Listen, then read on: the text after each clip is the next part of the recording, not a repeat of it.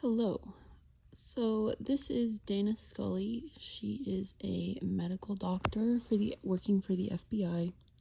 She's a woman working in a male-dominated field, and she's assigned to work with Fox Mulder. He is sort of eccentric, but he is an agent as well, working on the X-Files. It's kind of treated as like a throwaway project for the FBI for things that can't be explained. And she's kind of sent to work with, but also spy on him and make sure that they're legitimate, because of her medical doctor background. So she ends up working with Mulder and eventually builds up a pretty good relationship with him, and eventually sees the legitimacy. But this isn't until like way later in the series, but she kind of slowly builds trust in Mulder and his theories, I should say. And they eventually fall in love, and I want to say happily ever after, but it's not really the case. So Scully is a very conscientious character. She's very by the book, I would say. She follows the rules. She's very dependable. I wouldn't say that Mulder isn't dependable, but to the FBI, I would say, in the FBI's eyes, she would be more dependable, reliable. And that's kind of why she's sent in to be a skeptic for Mulder and just sniff out the BS, I guess, the possible BS in the X-Files. So she's less imaginative and open than Mulder is, and her set of schemas is very science-based, and she always has an explanation, a medical, scientific explanation for things, regardless of how bizarre they are, even if they happen right in front of her eyes. I think this kind of falls back into her military father influence, I would say. Growing up, her discipline and trust of the government, I think, probably comes from how she admired her father, and they had a really good relationship, and I think she respected him a lot. So I think she kind of trusts the government a little bit more than Mulder does for that reason. I would say also this kind of falls into the dual process models of the cognitive perspective. The rational system ties back to her doctor discipline schemas, and she's, again, skeptical. It's kind of the more, obviously, rational part of her brain. The experiential system, she wears a cross. She seems to have some underlying spiritual beliefs, and she wears the cross throughout the whole series, so I think that kind of signifies that she has a little bit of, I would say, a little tiny bit of belief under the surface, but she always kind of ends up rationalizing, and I would say the rational system of her mind is a little more active, or a lot more active, than the experiential system. So that kind of reflects on her behavior and how she's always able to rationalize things scientifically, whereas Mulder, I would say, is the opposite. But I think his rational system is a little bit, they're kind of backward, I would say.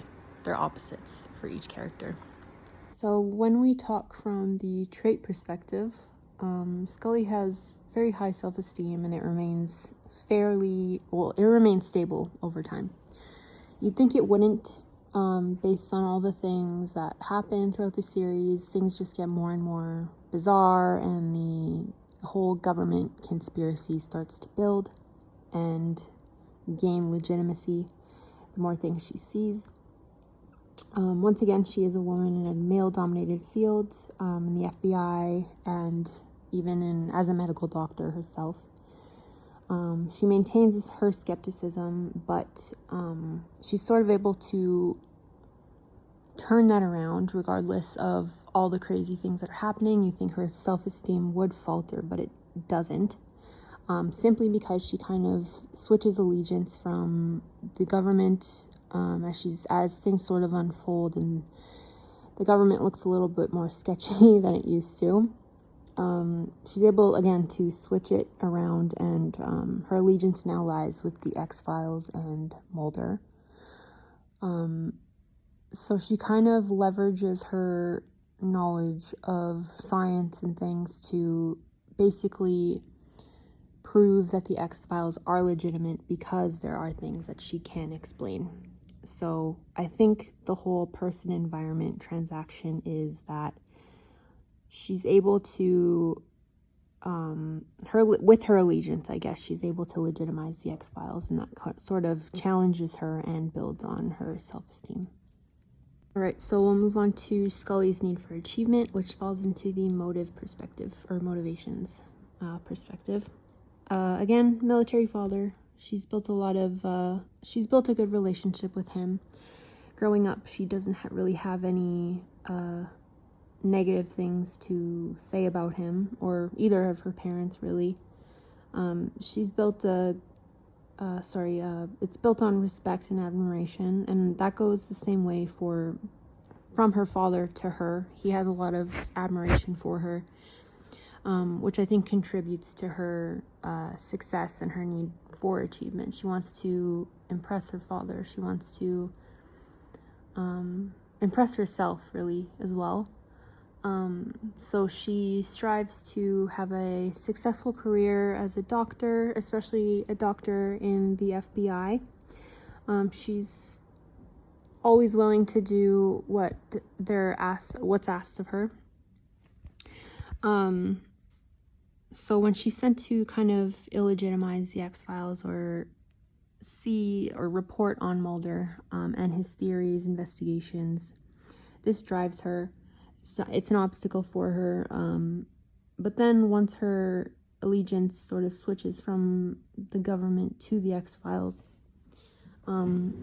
that's also an obstacle for her. She's not really able to explain all these things, but in a way she has to then convince the government that the X-Files are legitimate and things really are a little bit more askew than they seem. And again, it challenges her. She likes it. And I think these things sort of build on her motivation and her need to achieve. So we'll wrap things up here. Scully, I think, was a very interesting character while watching the X-Files.